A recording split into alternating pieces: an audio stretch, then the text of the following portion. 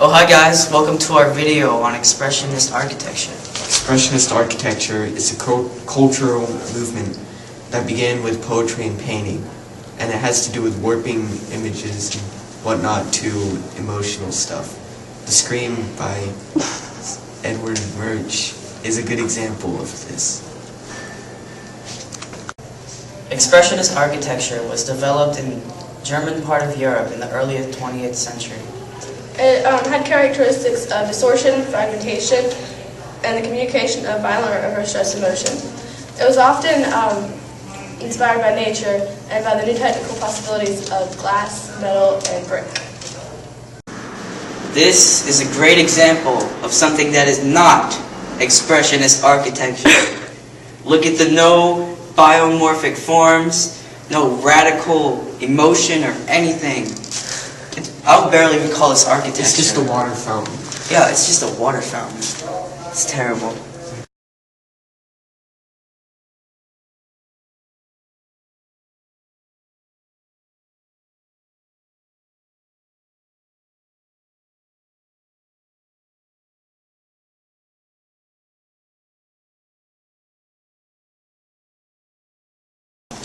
Hello and welcome to Dr. Coolface's weekly tip on how to get infinite money. Okay, the first step that you do is go lend $8 from a friend. Oh hey friend, can I borrow $8? Oh okay, this is great. Perfect. I love this $8 bill.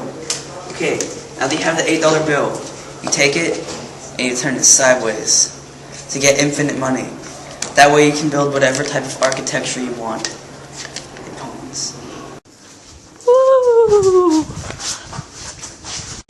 In 1933, as the Nazis came to power, they banned Expressionist architecture because a lot of Jews made Expressionist architecture and they found it Jewish in nature.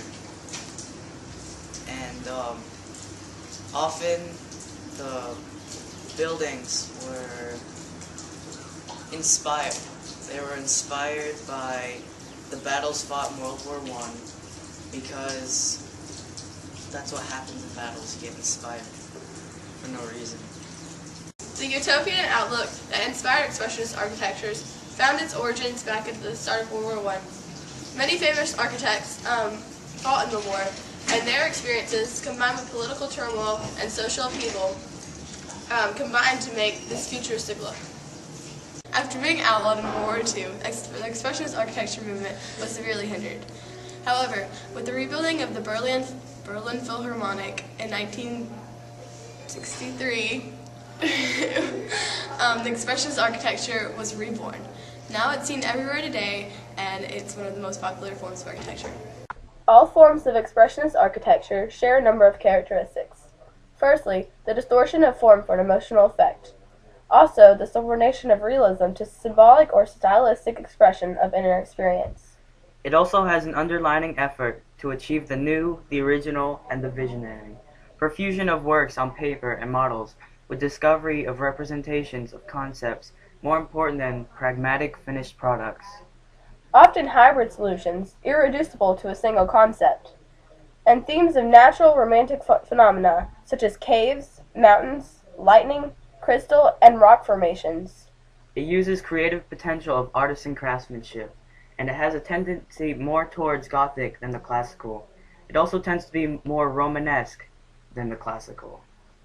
Though a movement in Europe, Expressionism is as Eastern as it is Western. It draws as much from Moorish, Islamic, Egyptian, and Indian art and architecture. Though a movement in Europe, Expressionism is as Eastern as it is Western.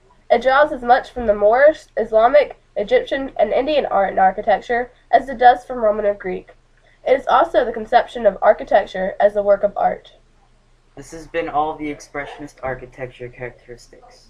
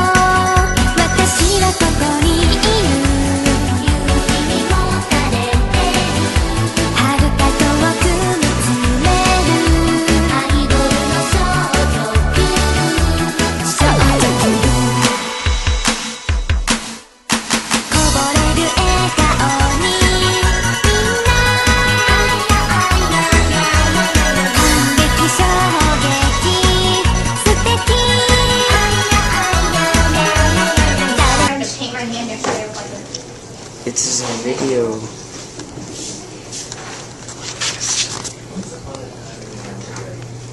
That sounds weird.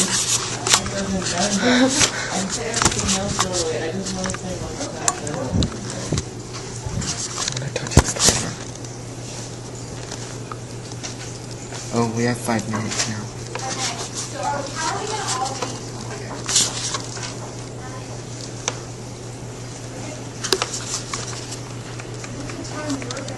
You know, we never talked about how Expressionist architecture came back in the 70s.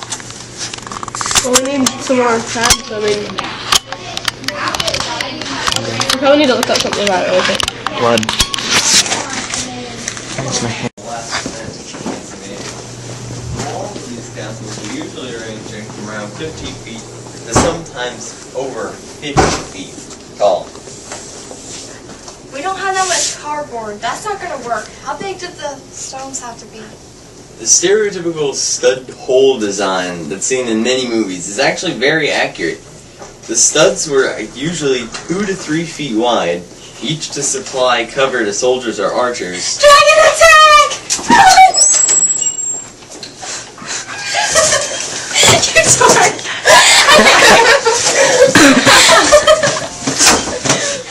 We videotaped the whole Dude, we thing. seriously. That computer's on the floor. What if you break it? Yeah.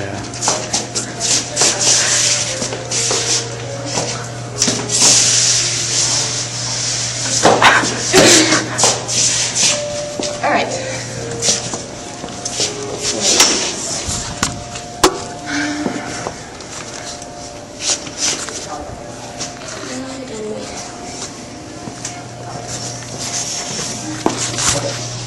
I say we start off like screwing around.